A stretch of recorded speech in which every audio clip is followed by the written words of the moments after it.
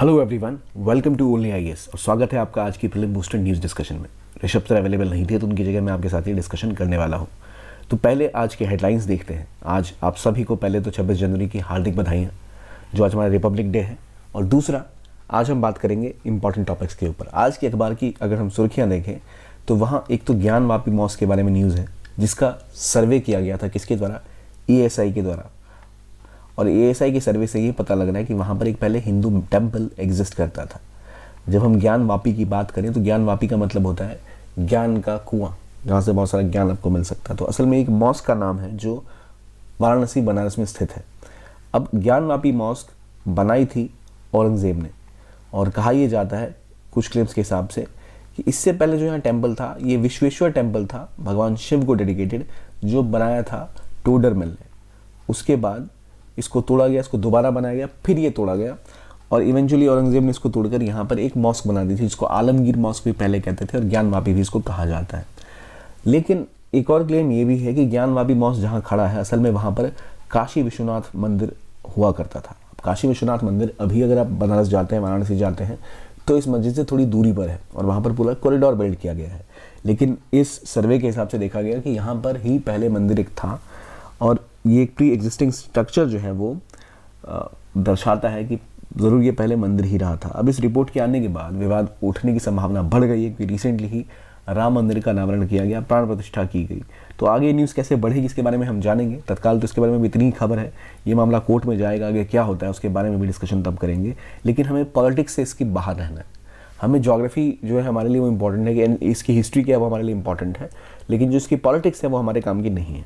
आगे आता है राम मंदिर टेम्पल का जो के बारे में कहा इन्होंने कि जो बनाया है ये रीडिस्कवरी ऑफ इंडियन हेरिटेज है, क्योंकि इंडियन हेरिटेज का पार्ट है वो, और इसकी शुरुआत एक बहुत बड़ी न्यूज़ है। फिर कुछ पॉलिटिकल न्यूज़ आती है, लेकिन एक मुख्य न्यूज़ ये भी है कि फ्रांस के जो प्रेसिडेंट हैं इमैनुअल मैक्रों, उन्होंने एक रोड शो किया जयपुर में प्रधानमंत्री मोदी के साथ। और ये रोड शो दिखाता भी कि कैसे इंडिया और फ्रांस और करीब आते जा रहे हैं। यहाँ तक कि इंटरनेशनल रिलेशंस में कहा जाता है कि France is the new Russia. क्यों न्यू रशिया भाई? क्योंकि उनसे हम आज एयरक्राफ्ट खरीद रहे हैं।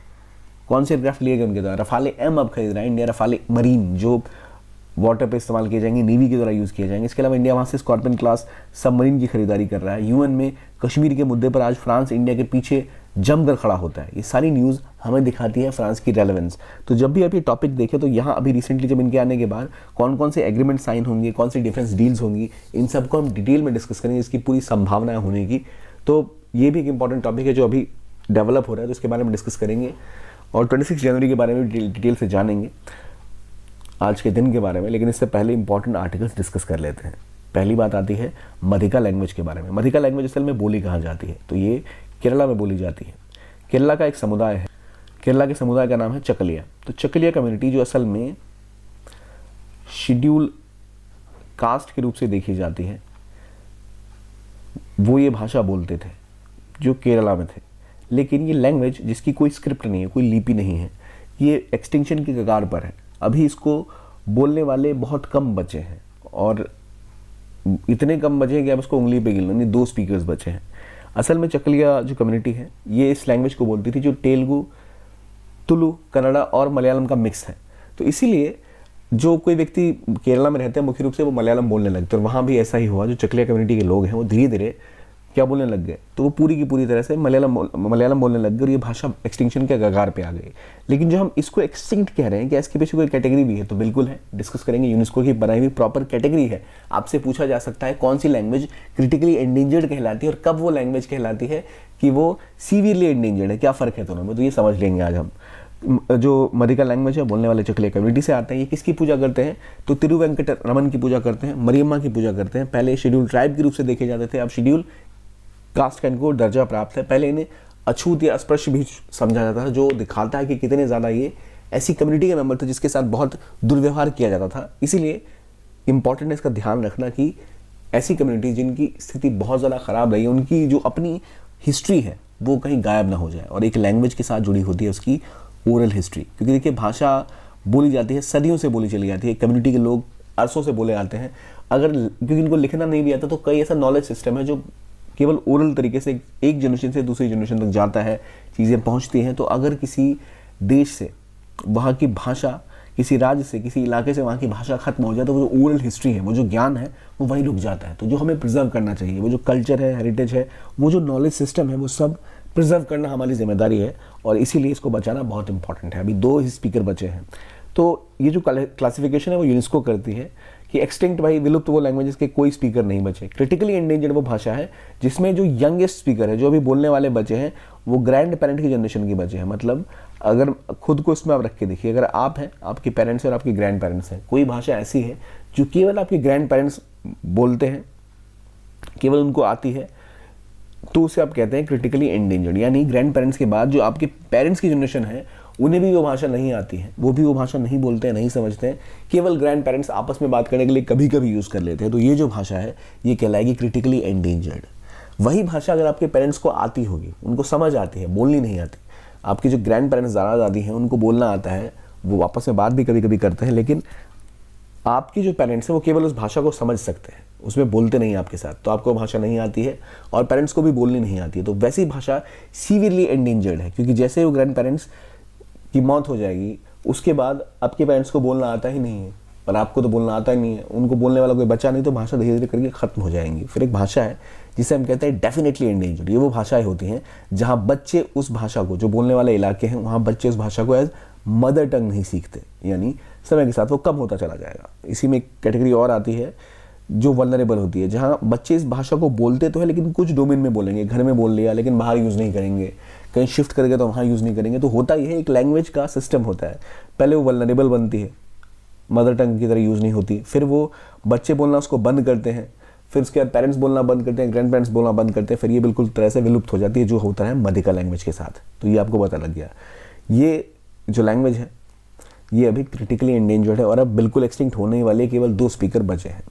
अब जब लैंग्वेज मरेगी तो क्या हो जाएगा? तो एक तो लैंग्वेज सिस्टम पूरी तरह खत्म हो जाता है, एक्सटिंक्ट हो जाता है, जो ओरल हिस्ट्री है वो खत्म हो जाती है, हर लैंग्वेज की अपनी एक फ्लेवर होता है, वो समाप्त हो जाता है। तो इसको प्रिजर्व करना बहुत ज़्यादा जरूरी है और यहाँ तक कि इंटरनेशनल कन्वेंशन में इसका इंडिया पार्ट भी है, जैसे ICCPR, international convent on civil and political rights, इसके अंदर ये मेंशन्ड है कि भाई आपको किसी भी कम्युनिटी की, जो माइनॉरिटी कम्युनिटी कहीं है, उसकी भाषा जो है उसको बचाने का आपको अधिकार है। आप चाहे तो अपनी भाषा बचाइए, अपने स्क्रिप्ट को बचाइए। क्यों? मान लीजिए कोई ऐसा व्यक्ति है जो एक विशेष भाषा बोलता है जो आपके राज्य में कोई नहीं बोलता, तो वो भी एक तरह की लिंग्विस्टिक माइनॉरिटी कही जाती है, उसको प्रोटेक्ट करने के लिए भारतीय संविधान में भी प्रावधान दिए गए हैं।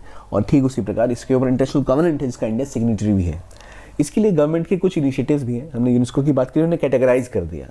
अब गवर्नमेंट के मेजर्स क्या हैं, जैसे spell, scheme for protection and preservation of endangered languages, ये मिनिस्ट्री ऑफ एजुकेशन ने 2013 में लॉन्च की थी कि भाई जितनी ऐसी भाषाएं हैं जो एंडेंजर्ड है उनकी लिस्ट बनाई जाओ, या हाल में जो लिस्ट एंडेंजर्ड होने वाली उनकी लिस्ट बनाए, उसके ऊपर फिर हम काम करेंगे। स्कीम मॉनिटर की जाती है CIL के द्वारा, यानी central institute of Indian languages के द्वारा, ये भी मिनिस्ट्री ऑफ एजुकेशन के अंतर्गत ही आती है। तो जो स्कीम थी वो थी स्पेल, और किसके अंदर आती है? Central institute of Indian languages, जो मिनिस्ट्री ऑफ एजुकेशन के अंतर्गत ही कार्य करता है। Central institute of Indian languages 1969 में बनाया गया था और जिसका काम है कि जो सेंटर है या स्टेट गवर्नमेंट है, वहाँ लैंग्वेज के जो भी मामले हैं, कैसे प्रिजर्वेशन करना है, कैसे बढ़ावा देना है, क्या क्या दिक्कतें उस भाषाओं के बढ़ावे में आ रही है, उन सब के बारे में गवर्नमेंट को बता रहा। तो ऑलरेडी एक मिनिस्ट्री का एक पार्ट है central institute of Indian languages, जो मिनिस्ट्री ऑफ एजुकेशन के अंतर्गत आता है, जिसको देखता है, उसके तहत स्पेल है। तो ये दिखाता है कि हम लैंग्वेज प्रोटेक्शन के ऊपर काम कर रहे हैं, लेकिन और ज़्यादा ज़रूरत है इसको पुश करने की। और अभी हमने बात की मध्यका लैंग्वेज के बारे में। अगला न्यूज़ आर्टिकल बात करता है new 3 drug regimen for leprosy. Leprosy असल में एक बीमारी है, इसको लेकर जो मिनिस्ट्री ऑफ हेल्थ अफेयर्स है उन्होंने एक नया ट्रीटमेंट करने का तरीका की बात की है। पहले 2 दवा दी जाती थी, अब 3 दवाओं का मिक्सचर यूज़ किया जाएगा, ताकि सब नेशनल लेवल पे 2027 तक इसके ट्रांसमिशन को रोक दिया जा सके। क्योंकि जो हमारा एम है उसके तहत तो ऐसी जितनी ट्रॉपिकल डिजीजेस को हमें ख़त्म करना है, और WHO ने कहा है कि जो ट्रीटमेंट का रिजीम होना चाहिए इसका, वो 3 ड्रग का होना चाहिए। डेप्सोन, रिफाम्पिसिन और क्लोफेजामिन, ये 3 दवाइयों का कॉम्बिनेशन कहलाता है मल्टी ड्रग थेरेपी या MDT। तो देखिए जब 2 ड्रग थेरेपी होती है तो 2 दवाइयाँ मिक्स होकर चलती हैं तो वो पावरफुल होती हैं। तो नेचुरली देखा जाता है कि कई जगह पर अब मल्टी ड्रग थेरेपी, यानी 3 या 3 से अधिक दवाओं का इस्तेमाल किया जाता है कॉम्बिनेशन में, ताकि कोई ऐसी बीमारी, पब्लिक हेल्थ जो इमरजेंसी, उसको समाप्त किया जा सके। तो ये WHO का भी कहना था, उन्होंने ये MDT अभी तक फ्री ऑफ कॉस्ट देना शुरू कर दिया था, तो इंडिया ने भी इसको शुरू कर दिया। मिनिस्ट्री ऑफ हेल्थ ने भी कहा कि हम इसको 3 ड्रग जो थेरेपी है इसको फॉलो करेंगे, मल्टी ड्रग थेरेपी को हम फॉलो करेंगे। तो लेप्रेसी है क्या? तो पहले ये माइकोबैक्टीरियम लेप्री द्वारा फैलती है, जो उसका कॉजेटिव एजेंट है, बहुत सिंपल है, हमने 9th में रट्टा भी मारा होगा। पहचानने की सीधा सिस्टम है माइक्रोबैक्टीरियम लेप्रे, इसको हम कहते हैं, जिससे ये फैलता है। इसमें होता ये क्या है कि स्किन और जो पेरिफेरल नर्व से बुरी तरह से प्रभावित हो जाते हैं। इसे हैंसन डिजीज़ भी कहते हैं। तो लेप्रेसी मतलब हैंसन डिजीज़। अब जब हम पहले के समय में जाएं तो समाज में इसे अभिशाप की तरह देखा जाता था। क्यों? क्योंकि इसे हिंदी में सुना होगा आपने, कुष्ठ रोग की तरह कहते थे। यानी ये रोग कहते थे जिसको हो गया उसने पिछले जन्म में बहुत से पाप किए, इसलिए उसको बीमारी हुई है। बहुत ही एक हीन भावना के साथ उसे देखा जाता था किसी भी व्यक्ति को। तो उसके लिए फिर सरकार ने आज़ादी के बाद पूरा का पूरा मुहिम चलाई किसी तरह डिजीज़ को कम किया जाए। तो इसको कहते हैं हैंसन डिजीज़। और क्योंकि स्किन पे इफेक्ट करता है, इसको छुआछूत की बीमारी की तरह भी देखा जाता था। कुष्ठ रोगी को हमेशा एक समाज में तिरस्कृत किया जाता था। तो ये डिजीज़ इंसिडेंस जो है असल में अभी 120 कंट्रीज से ज़्यादा होती हैं। हर साल 2 लाख से भी ज़्यादा केसेस आते हैं। लेकिन इंडिया में इसमें कमी ज़रूर देखी गई है। इंडिया ने डिक्लेयर किया था कि हमने 2005 में इसको एलिमिनेट कर दिया है, लेकिन अभी भी एग्जिस्ट तो करती है। ये ट्रांसमिशन होता कैसे है? यानी एक व्यक्ति से दूसरे व्यक्ति तक जो ड्रॉपलेट्स होते हैं नाक के, मुंह के, कुछ छींक की वजह से इस सबसे ट्रांसफ़र होता था। तो इसलिए और ज़्यादा जो है कुष्ठ रोग से पीड़ित लोगों से लोग दूरियां बना के रखते थे, इसलिए इनको हमेशा नेग्लेक्ट किया जाता था। तो अभी जो केस है इसके लिए अब इसमें मल्टी ड्रग थेरेपी का इस्तेमाल किया जाएगा। कौन सी मल्टी ड्रग है? तो डेप्सोन, रिफाम्पिसिन और क्लोफेजामाइन, इन मेडिसिन का कॉम्बिनेशन यूज़ किया जाएगा। इंडिया ने 2005 में लेप्रोसी एलिमिनेटेड बताया था। इसके लिए गवर्नमेंट का विशेष एक इनिशिएटिव है, national leprosy eradication programme. National health mission के अंदर एक सेंट्रल स्पॉन्सर्ड स्कीम है जो इसके एलिमिनेशन को अचीव कर गया था। यानी 10,000 पॉपुलेशन पर एक केस से भी कम जब आपके देश में होने लग जाए तो हम कह सकते हैं कि आपने इसको पब्लिक हेल्थ प्रॉब्लम बनने से रोक लिया। पब्लिक हेल्थ प्रॉब्लम मतलब ये होता है जो आपकी एक पॉपुलेशन के बड़े हिस्से को हमेशा जो बीमारी हो जाए उसे हम कहते हैं पब्लिक हेल्थ प्रॉब्लम। इंडिया में हिस्टोरिकली भी इसे कहा जाता है, इंडिया में लोगों को बहुत ज़्यादा ये कुष्ठ या कोढ़ का रोग होता है जो धीरे धीरे अब इसके ऊपर काम किया जाने लग गया था। गवर्नमेंट का विजन है कि डिस्ट्रिक्ट लेवल इरेडिकेशन, कि ज़िला लेवल पे इसको ख़त्म कर देना। तो NLEP जो है वो टारगेट करता है कि हर एक डिस्ट्रिक्ट से 2030 तक इसको हम एलिमिनेट कर देंगे। तो इंडिया के लिए बहुत ज़रूरी है कि ऐसी बीमारी ख़त्म की जाए। असल में ये बीमारी इंडिया में हिस्टोरिकली भी इंडिया के साथ रिलेट की जाती है कि भारत में ये होता है, ये दिक्कतें रहती हैं। तो इसके लिए क्या रोड मैप या प्लान है? तो गवर्नमेंट ने एक national strategic plan and road map for leprosy launch किया 2023-27 के बीच में, जिसका काम था इसके खिलाफ कैंपेन चलाना, इसके ट्रांसमिशन को रोकना और 2027 तक लेप्रोसी मुक्त भारत को पूरा करना। जो सस्टेनेबल डेवलपमेंट गोल है SDG, उसमें 2030 का टारगेट इसे ख़त्म करने का। तो भारत की मुहिम है कि 2027 में हम इसका एरेडिकेशन कर देंगे। इसके लिए स्पर्श लेप्रोसी अवेयरनेस कैंपेन SLAC भी स्टार्ट किए गए 2017 में, ताकि इसके बारे में अवेयरनेस बढ़ाना, स्टिग्मा और जो इसके साथ डिस्क्रिमिनेशन है उसको रोकना। जैसे मैंने आपको पहले बताया कि जो भी कुष्ठ रोगी होते हैं उनके साथ बहुत ही बुरी तरह से व्यवहार किया जाता है, उसे रोकने के लिए ये कैंपेन भी रन किया गया। और लेप्रोसी को रोकने का और इस 3 ड्रग वेरिएंट के आने के बाद हम देख रहे हैं कि इंडिया के द्वारा ज़्यादा पुश की जा रही है कि इस लैंग्वेज को ख़त्म किया जाए। अगला न्यूज़ आर्टिकल बात करता है वैभव फेलोज़ के बारे में। तो भाई वैभव फेलोज़ क्या होते हैं? तो असल में 22 साइंटिस्ट जो हैं उनको ये फेलोशिप दी गई। अब देता कौन है ये फेलोशिप? तो ministry of science and technology. क्या है ये भाई? तो जो इंडियन ओरिजिन के साइंटिस्ट हैं उनको ये फेलोशिप दी जाती है 4 लाख के आसपास। इसके तहत जो इंडियन साइंस टेक्नोलॉजी ऐसे इंस्टीट्यूशन हैं वो इन एकेडमिक्स के साथ मिलकर रिसर्च एंड डेवलपमेंट की कोलैबोरेशन करेंगे और देखेंगे किन इलाकों पर और ज़्यादा काम किया जा सकता है ताकि बेहतर तरीके से रिसर्च, टेक्नोलॉजी, मैथमेटिक्स, इंजीनियरिंग इसके ऊपर काम किया जा सके। नॉर्मली इस चीज़ को हम स्टेम से समझते हैं, science, technology, engineering, mathematics and medicine. तो स्टेम के क्षेत्र में जो भी कार्यरत होते हैं उनको ऑलरेडी बहुत ज़्यादा प्रेफरेंस दी जाती है। तो भारत का एक बहुत बड़ा डायस्पोरा है, भारत के बहुत से लोग बाहर जाकर रहते हैं। तो जो भारत का डायस्पोरा है उसके साथ कनेक्ट करने का काम हम नॉर्मली प्रवासी भारतीय दिवस मनाते हैं, हम कोशिश करते हैं कि भारत में वो निवेश करें। पर जो डायस्पोरा में जो एकेडमिक और जो साइंटिफिक एक्सपर्टीज़ है उसको समझते हुए, उसके महत्व को समझते हुए वैभव फेलो लॉन्च किया गया था कि 22 साइंटिस्ट जो इंडियन ओरिजिन के उनको ये फेलोशिप दी गई। इनका काम ये होगा कि इंडिया में आकर किसी इंस्टीट्यूशन के साथ ही कोलैबोरेट करें और रिसर्च एक्टिविटी के ऊपर काम करें। तो जो भी 2002 टॉप 200 जो यूनिवर्सिटीज़ होती हैं, ये साइंटिफिक इंस्टीट्यूट हैं, वहाँ जो लोग रिसर्च एक्टिविटी में काम कर रहे हैं अपने अपने देशों में, उनको ये फेलोशिप मिल सकते हैं। भारतीय ओरिजिन के वो हैं और दुनिया की टॉप 200 यूनिवर्सिटीज़ में काम कर रहे हैं, तो उनको एक इंस्टीट्यूशन को इंडिया का पहचानना होता है और 2 महीने से लेकर 3 साल तक वो एक इंस्टीट्यूशन के साथ काम करते हैं, जिसके तहत उनको सहायता मिलेगी 4 लाख रुपए की ट्रैवल मिलेगा, एकोमोडेशन कंटिजेंसीज मिलेगी, जो जो हेल्प करेगा उनको रिसर्च को पूरा करने में, उस इंस्टीट्यूट या इंस्टीट्यूशन के साथ मिलकर और ज़्यादा बेहतरी प्रोवाइड करने में, ओवरऑल साइंटिफिक और टेक्नोलॉजी के एडवांसमेंट प्रोवाइड करने में। इससे होगा कि रिसर्च इनोवेशन सब बढ़ेगा। और 25-75 वेब फेलोज एक्सपेक्ट किए जा रहे हैं कि वो अलग अलग इलाकों में इंडियन रिसर्च एक्टिविटीज़ करेंगे। और क्वांटम टेक्नोलॉजी हो गया, हेल्थ हो गया, कंप्यूटर साइंस हो गया, चिप मैन्युफैक्चरिंग हो गया, एनर्जी हो गया, इन एरियाज़ में काम करके जो गैप है इंडिया में नॉलेज का, उसको पूरा करेंगे। तो ये हो गई वैभव फेलोज़ की बात। क्या है, किस मिनिस्ट्री के द्वारा, ये आपको पता लग गया। अगला आर्टिकल बात करता है लेक रतबा के बारे में। तो लेक रतबा असल में धीरे धीरे डिसअपेयर कर रही है। तो है कहाँ पर ये? तो सेनेगल में। सेनेगल कहाँ है भाई? अफ्रीका में है। यहाँ पर एक लेक है, लेक रतबा। इसे लेक रोज़ या पिंक लेक भी कहते हैं। ये पिंक क्यों कहलाती है? ऐसा एक लेक इंडिया में भी है, लोनर लेक, महाराष्ट्र के बुल्ढाना में। तो इससे मुझे वो याद आया, लेक रतबा कहाँ है? सेनेगल में। और लेक लोनार वो महाराष्ट्र में लोकेटेड है, वो भी कही जाती है पिंक लेक की तरह। तो पिंक लेक का कलर पिंक क्यों होता है? ये पिंक कलर इसीलिए कहा जाता है क्योंकि यहाँ पर एक ऐसा एलगी होता है जिसे हेलोफिलिक ग्रीन एलगी कहते हैं या डुनेलिया सेलिना कहते हैं, जिसमें रेड पिगमेंट होते हैं। जो एलगी बहुत ज़्यादा फैल जाते हैं तो उस वाटर बॉडी का कलर पिंक हो जाता है। आमतौर पर जो एलगी होता है ना, ग्रीन कलर का होता है। तो आपको अक्सर वाटर बॉडीज़ ग्रीन ग्रीन के ऊपर कुछ बिछा हुआ सा दिखता है, लेकिन ये एलगी पिंक होती है तो लगता है कि जैसे कुछ पिंक सा है। जो लोनार लेक है उसका हेलोआर्किया की वजह से वो कलर पिंक होता है। इनका जो है वो डोनेलिया सेलिना की वजह से इनका कलर पिंक हो जाता है, जो ग्रीन एल्गी की जगह दूसरा एक एल्गी है। तो कलर चेंज क्यों हो रहा है ये पता लग गया आपको। अब न्यूज़ क्या है? तो लेक रतबा भी धीरे धीरे होकर डिसअपेयर कर रही है। अब ये एरिया पहले ही पानी की मार झेल रहा है, ठीक है। वेस्टर्न अफ्रीका की कंट्री है सेनेगल, और ये लेक असल में पूरी तरह से सैंड ड्यून के आसपास है। तो फ्रेश वाटर कभी कभी आता है ड्यून से, जो लेक से ऊपर होता है। अब सी इस लेक को मोस्टली पानी प्रोवाइड करता है, और सी देखो लोकेशन कहाँ है, लेक रोज यहाँ देख रहे हो। अब सारा मोस्टली पानी समंदर से आएगा, समंदर से खारा पानी आएगा। तो जो ये एल्गी होती है असल में ये सॉल्ट वाटर को पसंद भी करती है, तो ये धीरे धीरे जो फ्रेश वाटर है उसको धीरे धीरे खत्म कर देती है पूरी की तरह, और ये पूरा का पूरा लेक हो जाता है बिल्कुल कैसा, नमकीन, यानी पीने योग्य नहीं रहता। अब ये लेक खत्म ही हो रहा है। कहाँ का लेक है? लेक रतबा। किस जगह का? वेस्ट अफ्रीका की एक कंट्री। अब आगे बढ़ते हैं। तो लेक रतबा क्या आपको पता लग गया? डिसअपियर कर रहे थे। लेक पिंक भी या लेक रोज भी कहते हैं।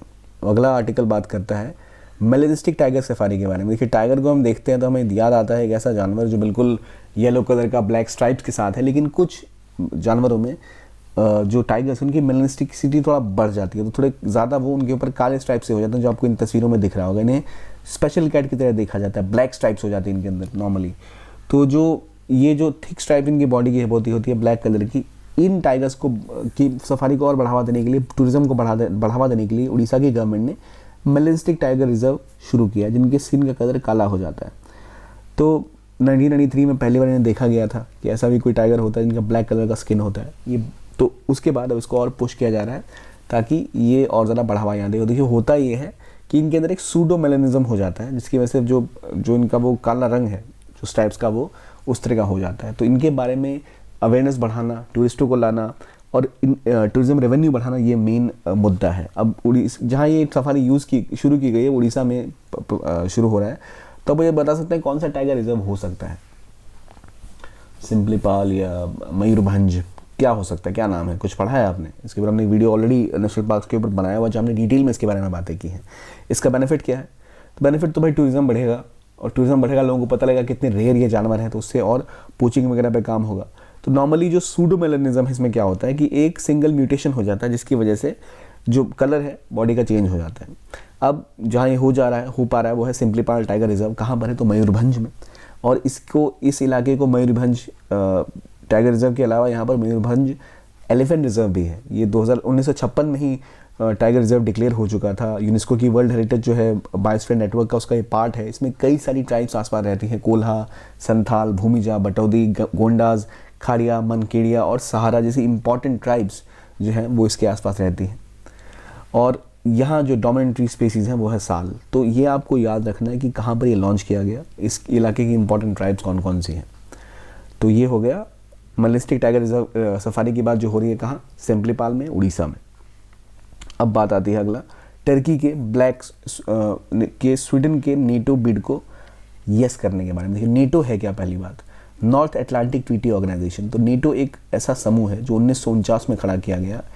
नॉर्थ अमेरिका यानी कनाडा, यूएसए प्लस जो यूरोप की कंट्रीज हैं उनके द्वारा आपस में सिक्योरिटी बढ़ाने के लिए 1949। क्यों भाई? वो पीरियड है जहां वर्ल्ड वॉर 2 खत्म होता है। वर्ल्ड वॉर 2 खत्म होने के बाद दो मुख्य रूप से विजेता निकलते हैं, एक होता है यूएसएसआर और एक होता है यूएसए।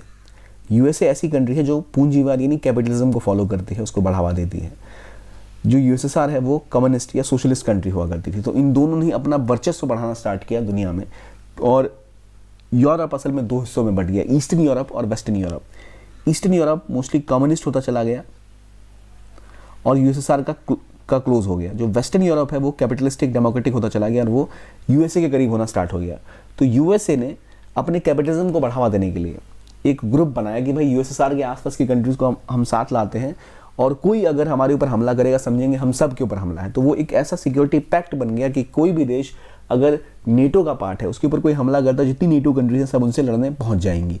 तो ये वाशिंगटन डीसी में 1949 में साइन हुआ, और इसके खिलाफ यूएसएसआर ने दूसरा एक ग्रुप अपना बनाया था, वार्सो पैक्ट। उन्होंने अपना ईस्टर्न यूरोपियन कंट्रीज को लेकर वार्सो पैक्ट बनाया था, और इधर नेटो खड़ी हुई थी बाकी वेस्टर्न यूरोप और अमेरिका कनाडा के ग्रुप में। तो इसमें जो कंट्रीज हैं इनमें एक आर्टिकल 5 है कि अगर किसी पे हमला होता है सभी उसको डिफेंड बचाने जाते हैं। ये नेटो का मुख्य प्रोविजन है। अब जो चीज़ें हमें पता होनी चाहिए कि नेटो के कितने मेंबर्स हैं, तो अभी इसके 31 मेंबर्स हैं, 29 यूरोपियंस हैं, 2 नॉर्थ अमेरिकन हैं। 2 नॉर्थ अमेरिकन कौन से हैं? यूएसए और कनाडा। अब 2023 में रिसेंटली एक और कंट्री ने इसे ज्वाइन किया था, वो था फिनलैंड। अब फिनलैंड के बाद स्वीडन भी ज्वाइन करना चाहता था। अब देखिए नाम तौर पे स्वीडन और फिनलैंड जैसी कंट्रीज जो हैं वो किसी भी ऐसे ग्रुप से दूर रहती हैं। तो उन्होंने इसको क्यों ज्वाइन किया? क्योंकि याद रखिए 2 साल पहले फिर रशिया ने यूक्रेन के ऊपर हमला कर दिया था। तो अचानक इन्हें देखने लग गया कि दोबारा शायद रशिया बहुत ज़्यादा प्रभावी रूप से अपने आप को एनफोर्स करना चाहता है इस रीजन में, वो और आगे पैर फैलाना चाहता है। तो इनको भी खतरा देखा, तो इसलिए भी इन्होंने ज्वाइन कर लिया, और ज्वाइन करने की बात शुरू कर दी नेटो को। नेटो का नियम यह है कि अगर आपको ज्वाइन करना है तो जितने मेंबर्स हैं सबको यूनानिमसली येस करना पड़ता है कि हाँ वो एग्री कर रहे हैं, कोई ऑब्जेक्शन रेज नहीं करे। स्वीडन और फिनलैंड के ऊपर दिक्कत ये थी कि कहा यह जा रहा था कि खासतौर पर टर्की स्वीडन को कभी भी इसमें एंटर नहीं करने देगा। टर्की को विशेष दिक्कत है स्वीडन से। क्यों? क्योंकि उनका कहना है कि स्वीडन में जो हमारे राष्ट्र विरोधी लोग हैं उनको पनाह दी जाती है, और प्लस कुरान को जलाने दिया गया, इसलिए हम इसके समर्थक नहीं हैं। स्टॉकहोम में कुरान को जलाया गया था, तो स्टॉकहोम में ऐसा फ्रीडम है तो इसीलिए वहाँ पे हो गया। प्लस स्वीडन में एक शरणार्थियों को बहुत जगह दी जाती है। तो कई ऐसे ग्रुप हैं जो सताए हुए हैं अभी, जो एर्दोगान है उनके द्वारा, तो वो वहाँ जाके बस जाते हैं, तो इसलिए वो सपोर्ट नहीं कर रहे थे इसका। तो अब लेकिन हालांकि उन्होंने इसका सपोर्ट कर दिया है, तो जाके शायद वहाँ 32 मेंबर हो जाएंगे। अब नेटो का हेडक्वार्टर्स कहाँ है? तो ब्रसल्स में है। तो ये हमने समझा। अब क्या पर्पज़ है कि भाई जो यूरोप में मिलिटरिज्म बढ़ रहा है उसको देखते हुए खड़ा हुआ है कि भाई दोबारा रशिया अटैक ना कर दे। तो अभी दुनिया में देखिए तो नेटो कंट्रीज़ हैं, नेटो की मेंबरशिप लेने के अलावा कुछ और कंट्रीज नेटो की पार्ट नहीं है। देखिए जैसे हमने बताया 2 नॉर्थ अमेरिका की कंट्रीज़ हैं, बाकी 29 कहाँ यूरोप की कंट्रीज़ हैं। पर कुछ और यूरोप के बहुत, अमेरिका के बहुत क्लोज अलाइज हैं, जैसे जापान, ऑस्ट्रेलिया, साउथ कोरिया, ये कहाँ जाएंगे? तो इन्हें कहते हैं नेटो प्लस। ये नेटो के पार्ट तो नहीं है, लेकिन इनको स्ट्रॉन्ग अलाई की तरह देखा जाता है। तो इनके केसेस में भी अगर कुछ होगा तो ये देश सपोर्ट में आएंगे। जैसे इजराइल में इतना बवाल मचा, ये लोग कोई कुछ नहीं बोल रहे क्योंकि इनको नेटो प्लस की तरह देखा जाता है। तो ये एक्सपेंशन जो रशिया पुश कर रही है उसको सिक्योरिटी को देखते हुए शायद फिनलैंड और स्वीडन ने पुश किया कि हमें भी ज्वाइन करा दो भाई नेटो। और अब स्वीडन को भी टर्की की एक्सेप्टेंस मिलने के बाद उसका दरवाज़ा खुल गया, वो भी एंटर कर जाएगा। दूसरी तरफ जो यूएसएसआर का वार्सो पैक्ट था वो तो समाप्ति हो चुका। वार्सो पोलैंड में है जो खुद अब नेटो का पार्ट बन चुका है। वार्सो ने भी 90s के बाद इसको ज्वाइन कर लिया, और वो दिखाता है कि यूएसएसआर के विघटन के बाद यूएसए के जितने सिक्योरिटी अलायंसेस थे वो भी बिल्कुल ध्वस्त हो चुके थे। लेकिन रशिया अचानक उग्र हुआ है, तो बाकी देश अब साथ खड़े होने की तैयारी कर रहे हैं। अब आते हैं अगले आर्टिकल की तरफ जिसका नाम है गोवर्धन। तो 536 सीबीजी प्लांट्स यानी कंप्रेस्ड बायोगैस के प्लांट और 1113 बायोगैस प्लांट रजिस्टर किए गए हैं जो पोर्टल है गोवर्धन का उसके ऊपर। तो गोवर्धन है क्या? तो गोवर्धन असल में एक फुल फॉर्म है, शॉर्ट फॉर्म है, थोड़ी सी क्रिएटिव्स है यानी galvanising organic bio agro resources धन, यानी जो भी बायोफ्यूल हो गए या एग्रीकल्चर आउटपुट से जो भी मिल सकता है उसका इस्तेमाल करना, यही पार्ट है गोवर्धन का। गोवर्धन में जो ऑर्गेनिक वेस्ट है उसको हम कैसे डिकम्पोज करके जो बेहतर बायोगैस है वो बना सकते हैं या गोबर गैस का निर्माण कर सकते हैं, ये किया जाता है इसके अंदर गोवर्धन के अंदर। तो हमारे लिए सबसे इंपॉर्टेंट है कि मिनिस्ट्री कौन सी इसको ऑपरेट करती है, तो मिनिस्ट्री ऑफ जल शक्ति के अंतर्गत आता है और कोशिश क्या करता है कि जो एग्रो वेस्ट है, जो ऑर्गेनिक वेस्ट है, उससे एनर्जी जनरेट करना, बायोगैस जनरेट करना। इससे वेस्ट भी मैनेज हो जाएगा, एम्प्लॉयमेंट भी बढ़ेगी, ऑर्गेनिक मैन्योर भी क्रिएट होता है, प्लस फ्यूल भी जनरेट होता है, तो इससे सेविंग्स भी होती है। ये इनिशिएटिव इसके तहत लिए गए कि किसी तरह इसको हम कार्बन क्रेडिट की तरह इसको यूज़ किया जाए, क्योंकि जब जो कंप्रेस्ड बायोगैस होती है इसका यूज़ हम कर सकते हैं तो इससे ये एक क्लीन फ्यूल की तरह देखी जाती है। तो जो लोग ऐसा प्लांट खड़ा कर देंगे, सीबीजी क्रिएट करेंगे, वो इसका इस्तेमाल करते हैं कार्बन क्रेडिट्स की तरह। तो कोई और व्यक्ति अगर यूज़ करना चाहता है कुछ ऐसा प्रोडक्शन है जहाँ से गैसेस प्रोड्यूस होती है, तो ग्रीन हाउस गैसेस प्रोड्यूस होती है, तो वो इसका इस्तेमाल कर सकते हैं कार्बन क्रेडिट्स का। इनको पैसे देके इनसे कार्बन क्रेडिट्स ले सकते हैं, क्योंकि देखिए आमतौर पे अभी दुनिया भर में क्या हो रहा है कि हम कोशिश करें क्लीन फ्यूल की तरफ बढ़ने के लिए। जो लोग इसको पूरा नहीं कर सकते वो इनसे वो कार्बन क्रेडिट खरीद सकते हैं। इस काम में आपको एक्साइज ड्यूटी में रिबेट भी मिलती है, और ये लगातार गवर्नमेंट कोशिश भी कर रही है कि जो इसके थ्रू ऑर्गेनिक मैन्योर बनता है या जो फ्रेगमेंटेड मैन्योर बनता है इसका इस्तेमाल किया जाए ऑर्गेनिक फार्मिंग के लिए। फर्टिलाइज़र की बजाय ये बहुत ज़्यादा सेहतमंद होते हैं और जो प्रोडक्टिविटी होती है उसके लिए भी अच्छे होते हैं, बिल्कुल इनका दुष्प्रभाव नहीं होता क्योंकि ऑर्गेनिक मटेरियल से बने होते हैं। फिर बात की गई है कि धीरे धीरे करके हम जैसे हम पेट्रोल में क्या मिक्स करते हैं, बायो क्या यूज़ करते हैं, एथेनॉल की बात करते हैं, उसी प्रकार से अब सीबीजी को भी ब्लेंड करने की बात की गई है। 5% सीबीजी की ब्लेंडिंग की जाएगी जो सीएनजी है और पीएनजी है उसके ऊपर, ताकि धीरे धीरे करके सीएनजी में भी इनका रोल बढ़े और इनका प्रोडक्शन बढ़े और हमारा जो इंपोर्ट है वो कम हो। जो हम सीएनजी इंपोर्ट करते हैं या जो हम पीएनजी इंपोर्ट करते हैं उसके लिए, इसके लिए एक अलग से पोर्टल बनाया गया, गोवर्धन पोर्टल, जो department of drinking water sanitation के द्वारा डेवलप किया गया ताकि रजिस्ट्रेशन ढंग से हो सके नेशन वाइड। अब सीएनजी यानी सीबीजी मतलब कंप्रेस्ड बायोगैस है क्या? तो ये असल में जो बायोमास होता है, जैसे एग्रीकल्चर वेस्ट हो गया, काउ डंग हो गया, जो भी सॉलिड वेस्ट होता है उसको आप ट्रीट करते हैं इन एनएरोबिक प्रोसेस, जहाँ पर ऑक्सीजन बिल्कुल हटा दिया जाता है और हवा की कमी से वहाँ पर उसको कंप्रेस करके एक नया गैस का शुरुआत करते हैं। इसको प्यूरिफाई किया जाता है, फिर से कंप्रेस किया जाता है। इसमें हाई मीथेन कंटेंट होता है, यानी ज्वलनशील भी होता है ये। तो एक इम्पॉर्टेंट सोर्स ऑफ एनर्जी है नेचुरल गैस की तरह, और ये एक अल्टरनेट रिन्यूएबल फ्यूल की तरह देखा जाता है। जैसे सीएनजी की तरह ये यूज़ किया जा सकता है। अब सीएनजी तो कम मात्रा में मिलता है, तो उसकी जगह हम इसका इस्तेमाल कर सकते हैं। तो हमारी गाड़ियाँ, हमारे घर का खाना, वो सब किसी न किसी तरह इस तरह पुश किया जा सकता है गोवर्धन की चीज़ों के तहत। ठीक है, तो ये बात हो गई गोवर्धन की बात। किस मिनिस्ट्री के अंदर आता है, क्या एस्पेक्ट है, वो पता लग गया। अगला आर्टिकल बात करता है अराम्बी-तनेगोल के बारे में। अब अराम्बी-तनेगोल क्या है? तो असल में एक रेडिकल मीती ग्रुप है। मीतीस बहुत न्यूज़ में थे। ये मुख्य रूप से एक ग्रुप है जो कहाँ भी न्यूज़ में था, मणिपुर। तो उनका एक रेडिकल ग्रुप, उसका नाम है अराम्बी-तनेगोल। तो मणिपुर के लीडर्स ने इनके साथ एक मीटिंग करी। अब जो अराम्बी-तनेगोल ग्रुप है ये 2020 में शुरू किया गया, कल्चरल आउटफिट था और बाद में एक रेडिकल ऑर्गेनाइजेशन बना हो गया। तो ये जो सबसे बड़े हार्डलाइन ऑर्गेनाइजेशन है मीती की, जो हिंसा या फिर जो सीधा सीधा नेगोशिएशन में काफ़ी ज़्यादा लड़ाई की बातें करते हैं, जो काफ़ी ज़्यादा उग्र हो जाते हैं, उनमें है। और कहा जाता है ये इनमें से कई जो हैं वो मीती और कुकीज़ का जो क्लैश हुआ था 2023 में मणिपुर में, उसमें एक बड़े प्लेयर थे। तो इनके साथ बैठकर कहा जाता है कि कुकी ग्रुप्स ने ऐसा कहा है कि इन्होंने जो लीडिंग रोल निभाया वायलेंस में जो फैला है पूरे के पूरे मणिपुर में। तो इसीलिए जो ग्रुप समन मणिपुर जो पॉलिटिकल रिप्रेजेंटेटिव हैं उन्होंने इनको बुलाया क्यों पहले? क्योंकि देखिए इनकी कुछ डिमांड्स हैं। जो अराम्बी-तनेगोल हैं और जो ये असल में मीती हैं, तो पूरा विवाद किनके बीच में था? तो मीतीज़ और कुकीज़ के बीच में था। तो इनका ये कहना है कि कुकीज़ को आप शेड्यूल ट्राइब की लिस्ट से हटा दो, जो इंडिया म्यांमार बॉर्डर है उसकी फेंसिंग करो, जो असम राइफल है उसको हटा दो वहाँ जो ऑपरेट करती है, जो ऑपरेशंस एग्रीमेंट है स्टेट और सेंटर और कुकी मिलिटेंट ग्रुप्स के बीच में उसको ख़त्म कर दो। देखिए होता ही है, मणिपुर की पॉलिटिक्स ये है कि मीतीज़ और कुकीज़ दोनों के अपने अपने मिलिटेंट ग्रुप्स हैं। अब मणिपुर के कॉन्फ्लिक्ट में ना पहले समझिए मणिपुरी का मुद्दा क्या है। देखिए मणिपुर में असल में आपको पता है मणिपुरी डांस या लैंग्वेज की बात जब करते हैं, जो 8th शेड्यूल का पार्ट है, तो मणिपुर में मुख्य रूप से कई सारी ट्राइबल ग्रुप्स हैं। उनमें मुख्य रूप से 2 जो ग्रुप्स है, सबसे आगे जो है वो है मैतीज़। अराउंड 64% जो पॉपुलेशन है मणिपुर की वो मैतीज़ की है। उनमें से 9% के आसपास के जो हैं उनमें कुछ नागाज़ और कुकी पॉपुलेशन आती है।